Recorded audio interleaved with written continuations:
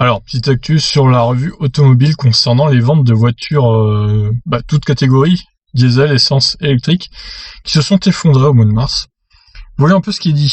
C'est la question qu'on pourrait se poser en recevant les chiffres des ventes publiés par AA Data. Donc le secteur automobile au devant d'une banqueroute. C'est la question qu'on se pose, quoi. On est en droit de se la poser parce que franchement ça fait peur.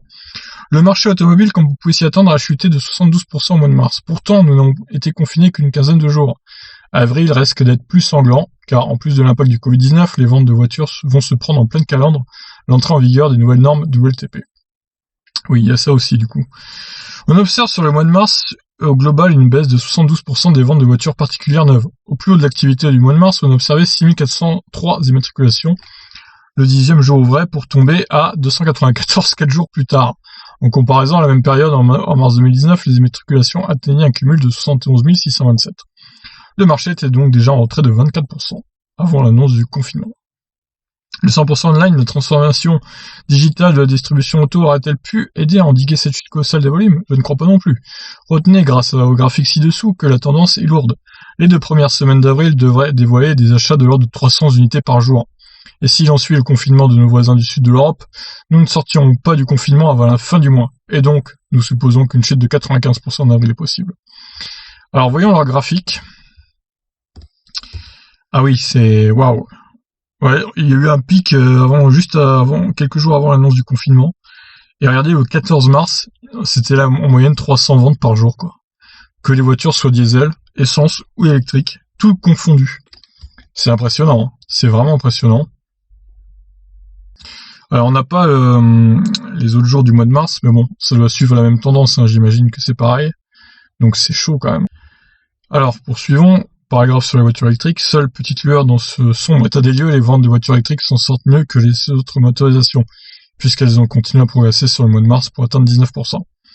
Certains modèles connaissent même une hausse spectaculaire, c'est le cas de la Zoé, de la Peugeot 208 électrique et la Model 3. L'une des raisons explicatives est à chercher du côté de la réduction du bonus écologique en 2020. Or, les commandes effectuées fin 2019 pouvaient encore bénéficier du bonus 6 000 € si elles étaient livrées avant le 31 mars au plus tard. Compte tenu des événements, l'administration s'est prononcée sur un report de cette date. Alors ça, c'est pour les entreprises, hein. C'est pas pour les particuliers, vous faites pas avoir. Pour les particuliers, il y a bien plus de bonus pour les voitures qui sont à plus de 45 000 €. Il y a plus de bonus de 6 000 €, c'est un bonus de 3 000 € maintenant. Et plus aucun bonus pour les voitures qui coûtent plus de 60 000 €. Je le répète quand même parce qu'il faut le savoir.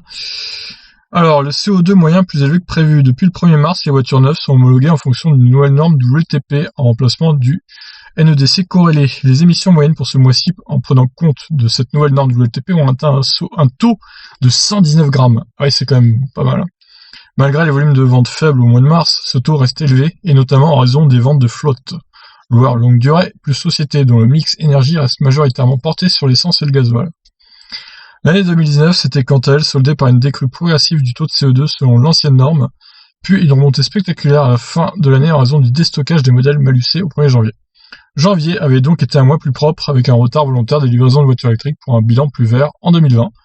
Oui, on s'était rendu compte qu'il y avait eu pas mal de ventes en janvier et février de voitures électriques.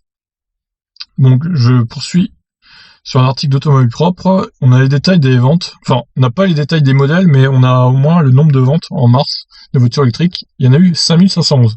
Bon, c'est en baisse par rapport à janvier et février, mais ça reste quand même pas mal parce qu'au final, ça représente 8,8% du marché des véhicules neufs. C'est un record. Il y a eu 62 668 voitures vendues, toutes catégories confondues en mars. Et comme il dit, c'est l'un des pires mois de son histoire. Je dirais même que c'est quasiment le pire. Bon, de toute façon, ça sera avril 2020 le pire, hein, clairement. On va pas aller chercher plus loin, de toute façon. Donc évidemment, 5511 immatriculations, ça va aussi baisser pour les voitures électriques, c'est normal. Mais 8,8 sur le nombre total de ventes, c'est pas mal quand même, hein. C'est une part de marché assez énorme. D'habitude, c'était entre 1,5 et 2, et là, c'est 4 fois plus, quoi.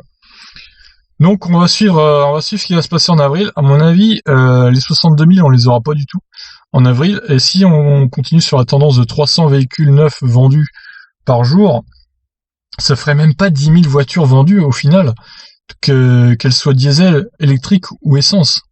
Moins de 10 000 voitures vendues neuves. Vous imaginez? Ça serait incroyable. Ça serait le pire mois historique pour l'automobile en France. Ça serait dingue. Bon, bah écoutez, on suivra ça de près. Quant à moi, je vous ferai le suivi des ventes de voitures électriques, hein, comme d'habitude, quand on aura les chiffres détaillés par modèle. Ça met toujours 5-6 jours à arriver, voire un peu plus, des fois une semaine. Donc on verra ça, je vous ferai la vidéo dès que j'aurai les chiffres et que j'aurai mis à jour mes tableaux. Allez, sur ce, je vous laisse réagir sur cette actu très morose sur le secteur automobile français. Ciao.